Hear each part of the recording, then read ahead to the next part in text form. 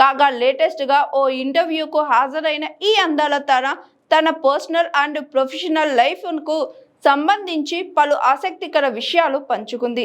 ఇదే క్రమంలో మెగాస్టార్ చిరంజీవి గురించి ఇంట్రెస్టింగ్ కామెంట్స్ చేసింది. నా చిన్నప్పటి నుంచి మెగాస్టార్ చిరంజీవి అంటే చాలా ఇష్టం.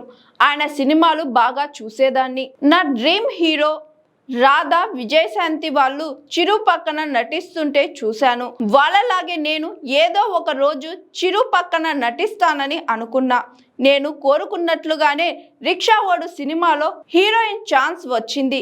ఆ మూవీలో సౌందర్య కూడా ఉండడంతో మరింత హ్యాపీగా ఫీల్ అయ్యాను. కానీ కొన్ని రోజుల తర్వాత పేపర్లో ఆ సినిమాలో హీరోయిన్ రీప్లేస్ లో నగ్మా పేరు చూసి షాక్ అయ్యా.